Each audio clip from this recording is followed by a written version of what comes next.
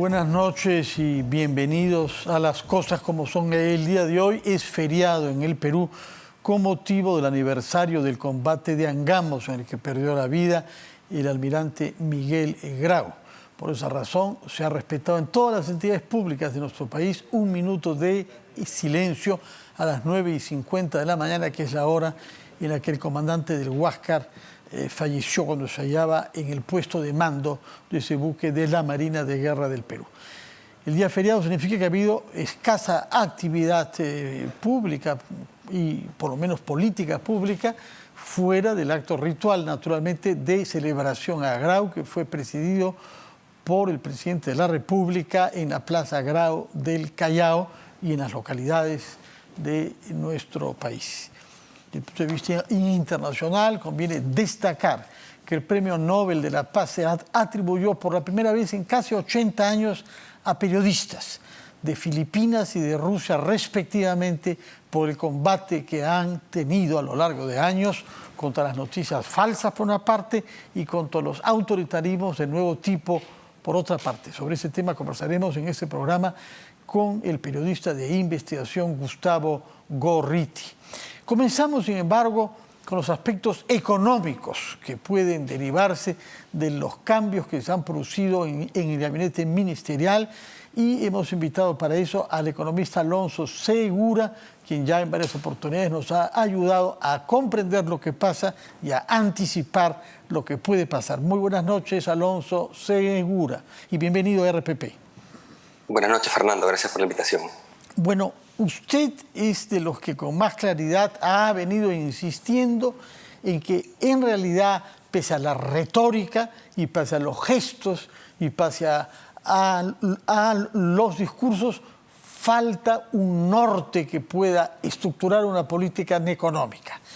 Y en este caso específico, después de los cambios, usted ha reconocido, si es que he leído bien las declaraciones que formula en el diario Gestión, que nos hemos liberado de 2 ministros que estaban asociados particularmente a la incertidumbre política y económica, pero que no conocemos del todo claramente las políticas económicas que se proponen implementar algunos ministros, entre otros del de Minas. ¿Qué valoración en conjunto hace usted de lo que pueden significar los cambios que se han producido el día de ayer? Sí, bueno, hay dos cosas que ocurrieron el día de ayer, ¿no? Ayer, anteayer. Uno es los cambios en el gabinete, empezando por el Premier, el ministro de Trabajo, y lo otro es la ratificación de Julio Velarde por parte del Ejecutivo y el nombramiento de directores, los 3 directores que designa el Ejecutivo al Banco Central, el director del Banco Central, ¿no? Sobre lo primero, como bien señala Fernando, eran una fuente, digamos, de mucho ruido, de mucha incertidumbre, tanto el Premier como el ministro de Trabajo. Entonces, el hecho de que haya habido esos cambios, sumados a algunos otros, ha ayudado a mitigar un poquito esta sensación de que íbamos a una crisis política, ¿no? El Congreso muy probablemente iba a censurar al ministro de Trabajo, y no era claro porque el gobierno nunca fue transparente diciendo si iba a ser una cuestión de confianza o no. Entonces, estábamos próximos a una potencial crisis política, ¿no? Entonces, eso sale por ahora de la foto, por un lado, y por otro, dado el perfil de la nueva primera ministra, va a tener alguien que va a ser más, digamos, menos confrontacional en sus mensajes, ¿no? Y eso obviamente trae tranquilidad. Yo creo que la pregunta que tendría que hacerse el gobierno es si eso, más la ratificación de Julio Velarde y el nombramiento de directores, es suficiente, ¿de acuerdo? El tipo de cambio bajó de 4.13 y pico a 4.08 y pico, ¿no? Como habíamos dicho muchos. ¿Por qué esperaron tanto? ¿De acuerdo? Los peruanos han estado pagando más por bienes de la canasta básica simplemente por terquedad del gobierno de no aceptar que pues, tenían que enrumbarse, ¿no? Y hacer ciertos nombramientos. Pero la pregunta es si eso es suficiente, ¿no? Parte va a bajar el lunes porque el nombramiento de Julio Velarde fue después de que cerren mercados, ¿no? La ratificación. Pero digamos, igual tenemos un piso de tipo de cambio ahora que está por encima de 4. Básicamente es riesgo interno, es incertidumbre todavía. Entonces, el principal error que podría cometer el gobierno es creer que ya trajo confianza, ya dio su shock de mejores expectativas y ahora todo va a ir bien. Y en realidad no es eso, porque es un paso para adelante, pero todavía falta mucho, ¿no? Y no conocemos cuáles son las políticas de gobierno. La política general de gobierno, que es obligatorio que la presenten, todavía no lo hacen. Ya vamos por un segundo gabinete, entonces tenemos que saber para dónde quieren llevar al país, ¿no? Y te voy a dar un solo ejemplo. Hoy día en el discurso del presidente Castillo dice que hay que recuperar la soberanía del gas. Esos discursos a la tribuna, digamos, clientelistas, populistas, al final cuestan en términos de elevar el riesgo para todos los peruanos. El riesgo que se va al tipo de cambio, que se va al precio de la canasta básica. ¿Y a razón de qué? O sea, ¿qué ganan con eso? Algo de aplausos de un sector de la tribuna, cierto. Y lo pagas pues con reducciones de bienestar de la población, ¿no? Porque además es un diagnóstico equivocado. Gas hay para los peruanos. Se recuperó el otro 88 para los peruanos hace algunos años el gobierno del presidente Humala. Lo que falta es tender los ductos, que tiene que ser política pública, ¿no? Para que lleguen a los ciudadanos, por ejemplo. Entonces, de nuevo, no podemos seguir con estos tumbos yendo de un lado para el otro y sin tener claridad de qué es lo que realmente se quiere, ¿no? ¿Y qué decir sobre el nombramiento de los 3 directores que corresponde al Ejecutivo nombrar? Faltan los 3 del Congreso, pero ya tenemos los nombres de 3 que son colegas suyos, algunos de la universidad en la que usted trabaja, de manera que me imagino que tendrá una opinión formada sobre ellos. Sí, yo creo que esto va a traer tranquilidad. Lo primero es en realidad por la ratificación de Julio Velarde. Falta que el Congreso, en realidad ya se designó, falta que el Congreso lo ratifique, que no debería haber ningún problema. Ese era digamos, lo principal. Pero también quienes la acompañaban, ¿no? Son 2 economistas de la Católica, 2 profesores de la Católica que les conozco muy bien. Son ambos expertos en temas más micro-regulatorios, pero que tienen una larga trayectoria. Rosana Barrantes. Sí, y José Tábara. Y Pepe Tábara, sí. ¿no? Sí. Y un profesor de la Pacífico, digamos que tiende probablemente a diferir, es macroeconomista, pero va probablemente a tender a diferir bastante con algunas de las posiciones que pueda tener Julio Velarde o el Banco Central, ¿no? Entonces, ¿Sobre qué podría diferir, piensa usted? Digamos, es economista que tiene una línea más a tono con la del gobierno, digamos, ¿no? En política económica, más heterodoxo, ¿no? Entonces, ahí vamos a ver, digamos, qué es lo que ocurre. Pero, digamos, al final, me imagino, se cumplieron las condiciones que habrá puesto Julio Velarde, que imagino, digamos, ha sido simplemente gente con la que razonablemente se pueda trabajar. Diría que tiene digamos, 2 directores con los que puede estar bastante más alineado que con un tercero, y faltan los directores del Congreso, ¿no? Recordemos que necesita mayoría, por más importante que sea el cargo, y es tiempo completo el cargo del presidente del Banco Central, a diferencia de los directores, igual las decisiones de directores son por votación, son por mayoría. O sea, Julio Velarde necesita por lo menos 3 directores que lo acompañen en decisiones importantes, ¿no? Y yo creo que lo terminará de conseguir con las designaciones del Congreso, que esperemos ser responsable, ¿no? Y que no vayan por cuotas políticas, digamos, sino nombre gente realmente competente, ¿no? Del día de ayer, algún economista colega suyo ha sostenido que el Banco Central no hace lo suficiente y tiene una actitud reactiva ante los acontecimientos sin estrategia, y que, según él, y lo contrario hubiese permitido mantener un dólar alrededor de 3.75 soles. ¿A usted le parece posible esto? Sí, escuché las declaraciones, aprecio mucho a Kurt, difiero totalmente lo que ha dicho. Definitivamente, el Kurt Burneo que nos dijo eso anoche. Sí. Mira, el Banco Central en lo que va del año ha intervenido, ha hecho ventas, entre ventas de dólares, lo que se llama el mercado spot, ventas directas de dólares, y digamos, simulación de ventas a través de instrumentos derivados que, digamos, tienen el mismo efecto, pero difieren en todo caso la necesidad de vender dólares en cantidades, o sea, nunca ha vendido tanto, ¿de acuerdo? Eso es lo primero, o sea, el Banco Central no ha estado pasivo, ¿ok? Pero el Banco Central lo que no puede hacer es cambiar la trayectoria del tipo de cambio. Es decir, no puede afectar realmente el nivel del tipo de cambio. Lo que puede hacer es que si el tipo de cambio, por factores de coyuntura, está muy presionado hacia arriba, lo que hace es tratar de ir en dirección contraria, evitar que la subida sea muy brusca. ¿Por qué hace eso? Porque si los saltos son muy bruscos, la gente se pone muy nerviosa.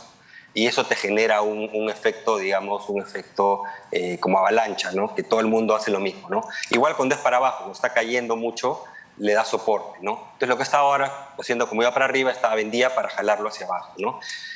Si no hubiera hecho eso el Banco Central, el tipo de cambio estaría muy por encima del 4.3 al cual llegó, o el 4.0809, casi 4.09 al cual ha cerrado el día de ayer, ¿no? Pero el Banco Central no puede cambiarle el nivel al tipo de cambio, o sea, tendría que quemar sus reservas, y al final es como que trates de empujar un corcho debajo del agua, pero si los fundamentos y las condiciones económicas te sugieren que la línea de flotación está más arriba, eventualmente se te va a acabar los dólares y ¡plup!, el corcho va a subir. Entonces no puedes. Disculpa digamos, No, un poco la... no, al revés, es una buena metáfora. Por una vez, algo abstracto de la economía se entiende con una imagen clara y simple. Exacto. Entonces, ayer que el tipo de cambio estaba bajando a raíz de estas buenas noticias, no tenía sentido que el Banco Central salga a vender para tratar de empujar el dólar hacia abajo, porque ahí lo único que vas a hacer es regalar dólares que el Banco Central va a necesitar después si las presiones continúan, ¿no? Porque tiene que... O sea, esto no es una carrera de 100 metros planos. Esto es una maratón. O sea, es una maratón, el Banco Central tiene que tener reservas permanentemente. Pero si queremos verlo de otra manera, es potencialmente una maratón de 5 años, ¿no? Sí. Si es que el gobierno no se enrumba, no se encamina, entonces no los puede quemar en 3 meses. Ahora, respecto a la política económica en general, usted ha afirmado que el gobierno parece no darse cuenta que la economía marcha hacia la paralización. ¿Qué quiere decir exactamente marchar hacia la paralización? ¿Cuáles son los indicadores que lo llevan a constatar esta negra perspectiva? Sí, básicamente... son las expectativas empresariales que el Banco Central y otras consultoras privadas hacen todos los meses, ¿no? Esas expectativas en el mes de agosto, ayer salieron las de septiembre, mejoraron muy, muy ligeramente, están en su nivel más bajo con la excepción del impacto, el mes, 2-3 meses de impacto de la pandemia y cuando pegó la crisis del 2008-2009 al principio, ¿no? Nunca habían estado así por razones domésticas. Y creo que el hecho de que simple cambio de gabinete haya hecho que el tipo de cambio caiga 5 céntimos muestra que es fuente doméstica el riesgo, ¿no? Algo hubo de factor externo que jaló el tipo de cambio hacia abajo también, pero fundamentalmente fue eso, ¿no? Entonces, estos indicadores de expectativas empresariales lo que sugieren es cuál es el comportamiento de la inversión privada a futuro, ¿de acuerdo? Y la inversión privada es el 80% de la inversión total, es lo que mueve la economía, ¿ok? En esos niveles, básicamente está señalizando que va a haber contracción de la inversión privada en los próximos meses. El problema es que el gobierno está desconociendo eso y se está apoyando en otros indicadores que son casi coincidentes. Dice, mira, pero el consumo de electricidad ahorita está creciendo. O las importaciones de bienes de capital, que son también una señal de inversión privada. Sí, pero si yo quiero importar una máquina, probablemente hice el pedido hace 6 meses, ¿de acuerdo? Entonces no están mirando suficientemente al horizonte, ¿no?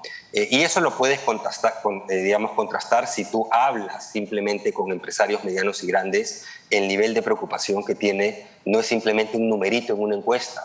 Realmente están postergando, cancelando cualquier inversión que no sea estrictamente necesario para mantener el negocio. En algunos casos inclusive achicándolos, ¿no? Entonces, nuevamente responde al erratismo y los mensajes peligrosos del gobierno o antagónicos a la inversión privada, ¿no?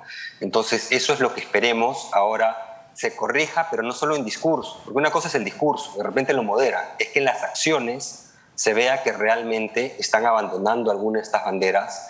Por eso, por ejemplo, he mencionado el discurso hoy del presidente diciendo la soberanía del gas, recuperemos la soberanía del gas. ¿A razón de qué? O sea, ¿por qué tiene que hacer eso? Que no lo va a llevar a ningún lado, además, porque vamos a ponernos en un escenario. ¿Qué significa? ¿Qué quiere? ¿Nacionalizar, expropiar el gas? Le va a costar decenas de miles de millones de dólares. O sea, es imposible.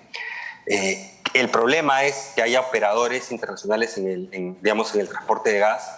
No, el tema es que ya hay gas de los lotes que ya se renegociaron hace 10 años, igual como se cambió la tributación minera para que sea progresiva, y gracias a lo que se hizo hace 10 años, hoy día tienen mucho mayor recaudación minera el gobierno del país, pero el gobierno actual, para poder destinar a las políticas públicas que consideren que necesitan presupuesto. Eso se hizo. Gas hay para el Perú, mucho más de lo que necesita el Perú. El problema es que no tienes cómo hacer que llegue a los hogares porque no ha habido políticas públicas que hagan que se pueda realmente masificar, ¿de acuerdo? ¿Y por qué el gasoducto es que no ha surperuano se habido paró, políticas públicas durante los últimos años? Porque esto no es solamente de los últimos meses, ¿no? Bueno, una parte es el gasoducto, que se para porque está ya todo el escándalo de Lavajato y se para, y de ahí los gobiernos que han seguido no han sido capaces de reenganchar el proyecto ni generar redes hacia países. Los 5 años últimos de crisis política, de no sé cuántos presidentes tuvimos, cuántos ministros de Economía, cuántos ministros de Energía, etcétera, básicamente han hecho pues que en muchos temas las políticas públicas, cuando comenzaste, digamos, a encontrar un norte, digamos, en algunos temas, siempre va a haber errores, etcétera, pero básicamente queda en el limbo, ¿no? Entonces, no ha habido básicamente ningún proyecto relevante de este tema en los últimos 5 años, simplemente quedó ahí encarpetado y creo que tiene que retomarse. Pero la manera no es con este tipo de mensajes que asustan a la inversión privada, ¿no? Esa no es la forma. La forma es cómo trabajo, ya tengo el transporte de gas, cómo hago para atraer, digamos, inversionistas para que puedan tirarme, digamos, ductos que lleguen a algunos conos urbanos para comenzar a masificar. Hay algo en Lima, pero básicamente casi que eso es nada más, ¿no? Por otra parte, usted ha dicho que no se conoce cuál es la política pública respecto de la minería. ¿Qué señales espera usted que se den para poder entender que estamos ante la definición de una política pública para este sector?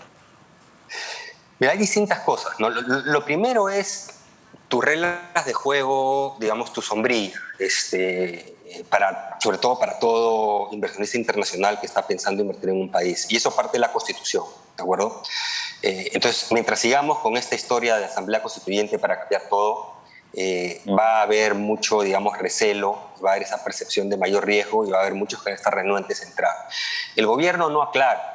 Ciertamente algunos de los principales voceros, comenzando por el premier de la Asamblea, de la recolección de firmas para la Asamblea, ya no están. Pero la propia nueva primera ministra tiene una posición pública de decir debemos ir por una Asamblea Constituyente, ¿no? Lo máximo que llegan a decir algunos es no es el momento. Ok, ¿eso qué significa? Que no es el momento ahora, pero lo vas a intentar en 6 meses, en 1 año. Entonces tampoco hay claridad. O sea, las decisiones no se toman porque digas ahora no es el momento, porque nunca sabes cuándo te van a cambiar de frecuencia. Eso es una parte, ¿no? Y que afecta a todos los sectores. Ya específicamente en términos de minería, se habla de cambiar la tributación minera, entonces tiene que haber claridad sobre cómo. Como dije antes, en realidad la tributación minera ya es bastante progresiva y es uno de los sectores que más paga. Dicho sea paso, gas también porque tiene una regalía muy fuerte. Es decir, pagan mucho más que otros sectores económicos, no solo porque la regalía es extraer un recurso natural, un recurso de todos los peruanos, tienes que pagar por extraer ese recurso más allá de lo que es tu impuesto, digamos, por la ganancia, sino además en el caso de minería tienen este impuesto progresivo adicional, el impuesto a la renta, que es el impuesto especial a la minería, y otro, el gravamen en general, el GEM, etc. Pero digamos, el impuesto especial a la minería, que básicamente te pone tasas cada vez más altas conforme tu utilidad es mayor, ¿ok? Entonces, a estos precios están pagando unas tasas muy altas. Por eso es que la tributación minera está creciendo muy fuerte con respecto a otros años. Entonces, cuando dicen queremos que sea más progresivo, eso ya se hizo. Entonces, si vas a hacer ajustes, tienes que ser muy claro sobre qué y probablemente tengan que ser muy marginales porque la tarea se hizo hace 10 años. Y felizmente ahora te acompañan los buenos precios. Yo hubiera querido que en el pasado todos los peruanos nos hubieran acompañado estos precios. Lamentablemente no fue así. Pero ya está, ya la carga tributaria que tiene el sector minero a nivel internacional comparado con otros países que son exportadores mineros, y ya está por encima del promedio, ya es alto. Entonces, realmente no hay mucho espacio, tienes claridad sobre eso. Y lo otro es dar claridad también sobre el manejo ambiental y el manejo, digamos, de conflictos sociales, ¿no? Que realmente, digamos, generan una situación compleja en términos de los proyectos mineros, ¿no? Entonces, se necesita un Estado. Ahí involucra los 3 niveles de gobierno, pero parte del gobierno nacional. Creo que ningún gobierno ha tenido la fórmula mágica para poder solucionar esto, pero por lo menos no debes asusar a los pobladores, ¿no? Tienes que tratar de encontrar vías para que minería responsable realmente puede desarrollarse porque trae beneficios al país, sobre todo a los pobladores que están en las zonas aledañas, ¿no? Claro. Y no solo por lo que contribuye la minería, sino, digamos, por impuestos, por lo que contribuye con los fondos de responsabilidad social corporativa que dan además de... Sí, sí, de acuerdo. Muchas gracias por sus explicaciones y por su presencia en RPP. Alonso Segura, como de costumbre, con mucha claridad y con argumentos muy razonables. Le agradezco y le deseo una buena noche y un feliz fin de semana. Estamos en feriado, así que el fin de semana se anuncia largo. Muchas gracias y muy buenas noches. Vamos a hacer una pausa, después de la cual conversaremos con un periodista especializado precisamente en el tema que introdujo Alonso Segura al final, el tema del medio ambiente. Hablo de Paul Maquet, después de la pausa.